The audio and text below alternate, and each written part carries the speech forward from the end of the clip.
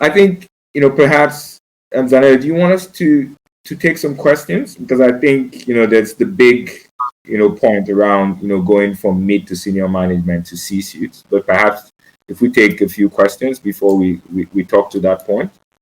Yeah, I think that's a great idea.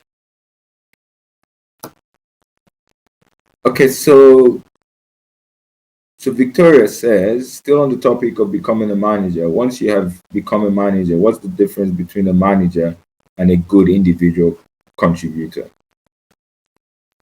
Yeah, so I'll say two things to that, right? And then I'll let Zanella give her views, right? So I think for me, best managers that I've actually reported to are managers that I looked up to and I knew in my head that they could do the job.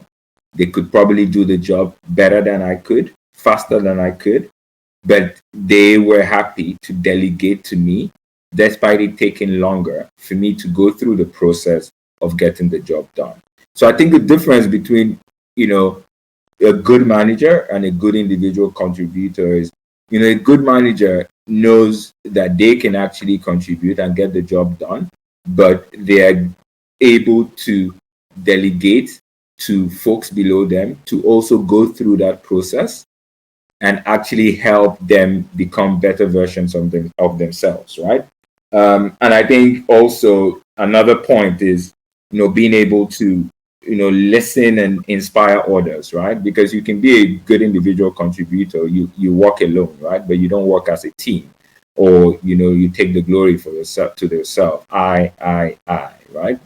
It can be there's Google that we all had. There's Investopedia. There's a lot of stuff that folks 20 years ago, 25 years ago probably didn't have. So you're starting off a good base, but it's the attitude and your technical capabilities that gets you there as a good manager.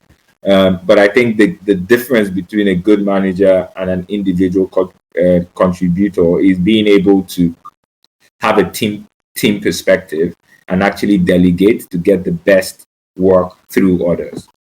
Zanella, thoughts? I agree. And I think what you're speaking to ultimately is just that ability to, if you sort of think, my experience across institutions has been similar to yours, CJ, in that what's been an excellent manager, it's someone who technically I know I have the support of, right? And in many ways, both in sort of on the empathetic side. So yes, they are a manager, but they also understand what it means to get a request in at 10 p.m. on a Friday night. And, they, in as much as that sort of objective has to be met, there is that element of saying, look, guys, I understand what this means, but let's outline what needs to happen over the next couple of hours for us to deliver. So it's very much a collaborative effort. And I know it's nuanced and it almost sounds basic, but we've all been there, right? We've all been through someone who is the most senior in your team, but you feel a very big disconnect with this person, both in terms of how are we delivering what we need to deliver, but also technically. And so I think a good manager is able to lean in technically and say, okay, guys, so you take the first cut of this DCF, this valuation model that needs to be done. I'll have a look at it in a couple of hours and let's iterate, right? And maybe that level of micromanagement is not needed. It really depends on what's needed. But I think just that ability to demonstrate that we're working together in this.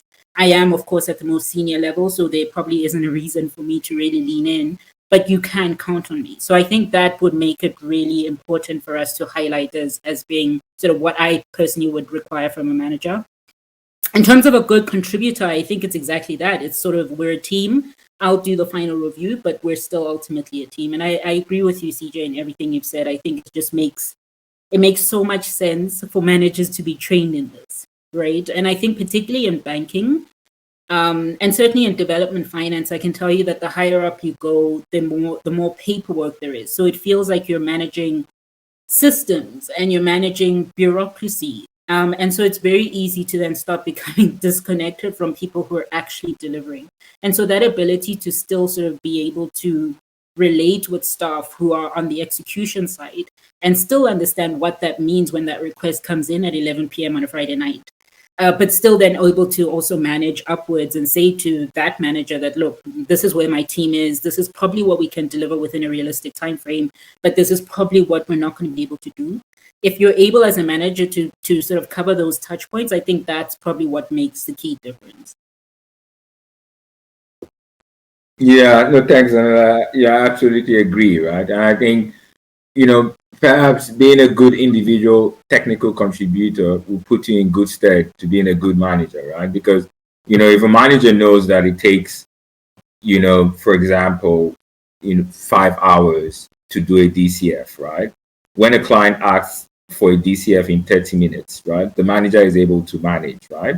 Because he knows that it's not just going to happen, and he's going to manage and probably ask for 2 hours and 3 hours and then get his hands dirty, right? But if the manager actually doesn't know what needs to be done and just got to that spot, by some stroke of luck, then there's that disconnect, right? Because the subordinates, feel not taken care of, right? Because he's clueless. She's clueless. She actually doesn't know what needs to be done. But if at the back of your head, as a subordinate, you know that your manager has got your back, right? At the end of the day, you know that if you put in your best, you guys are in this together to deliver targets, and then there are priorities that are set and are not constantly changing. Except the client is always right? Sometimes you know how your day is going. Sometimes you come in and your day changes. And I think that dynamism needs to be there. But I think, the best managers are managers that actually have done it or are able to do it through others while showing some empathy. I do think, and I also totally agree with you to say with the higher up you go, it can get lonely, right? Because you're doing admin, right? And for someone that is, very technical or likes the deal flow, you always want to be snooping around to say, hey, what's happening here, right? What's the deal? What's the client, right? Because managing people is also tough, right? You're dealt with HR issues, you're dealt with paperwork, board papers, all of that stuff. Some people are born to do it. Some people are not just for that, right?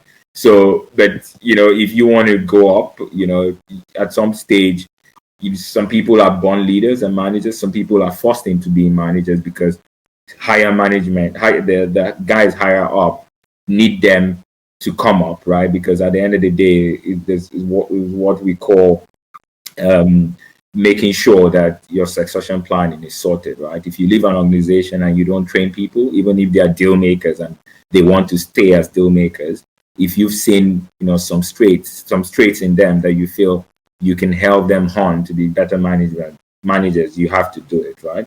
So I think there's some managers want to keep doing deals, but at some point in time, those managers are forcefully asked to kind of pay less attention to the deals and actually start managing and leading and being more strategic. And sorry, one last thing to add on this. I saw it less at GS at Goldman, but then again, this was many, many years ago. But certainly, I can tell you at IFC, the culture. My observation is that the culture is evolving more to put emphasis on the efficacy and the importance of good leadership. And so, even us, for instance, and I'm not sort of at C-suite, but fairly senior within the institution. And even at our level, I mean, we've just gone through an intensive leadership training with specific to my team with INSEAD. And I have no doubt that in terms of resources cost the institution a lot, but I think there's a lot of emphasis now on self-awareness and the importance of creating a conducive environment. Right. And I think gone are the days in the 80s and 90s where you could just be a terrible manager within banking and you got away with it as long as you delivered and everyone got a big fat bonus at the end of the year. I think now really that culture of actually, are you a good manager? Is the team gelling? Do you understand the morale? Is it high? Is it low? Is it where it should be? Those kind of touch points, I think there's a lot more emphasis. I don't know if you're seeing the same thing in R&B, and maybe it may be a development finance sort of angle, but I'm encouraged to see the level of sort of awareness of leadership and what a good manager is and what a bad manager is, and it's not just a question of bottom line. Yeah, no, absolutely right. I think for me at RMB at Rand Merchant Bank, I think our culture is it's kind of different to the typical bulge bracket investment banks that you see in America or in London, right? So we were structured. It started over 40 years ago. It's sort of a boutique, and then over several M&A transactions over the years. We're now the largest, African bank by market capitalization. But I think what RMB's culture is more, an owner manager culture, right? You're told to, and you're remunerated on seeing the business, owning the business like your own. So each deal maker kind of sees the business as CJ Incorporated as a subsidiary of RMB, right? That way, there's shared values. The organization tries to pride people to be able to bring their discretionary energy into the business instead of taking those ideas and go setting up their businesses outside, right? So there are lots. It's an entrepreneurial culture. It's non hierarchical, but obviously with the new modern day investment banking, people want titles, people are benchmarking with the bulge bracket. So because we've become a bigger organization, the titles and clear set, you're reporting to this person has to happen, right? Because at the end of the day, that's the way the world sees progression. But there's a considerable amount of funds that have gone into training, both internal and external, around self-awareness, around figuring how best to actually manage people and lead people to make sure that you're able to get the best out of them and you're able to get the best out of best results for the organization, right? So it's there, now more than when I joined, and I see it as a process, right? Organizations are spending a lot on their people to make sure that their people are retrained, their people are in touch with what's happening in the outside world, and are not just focused on deal making, right? Because if you're a deal maker, you're just focused on the detail, but you need to be self-aware as to what's happening in the environment, what's happening in your societies, and just doing good business and not just P&L and revenue.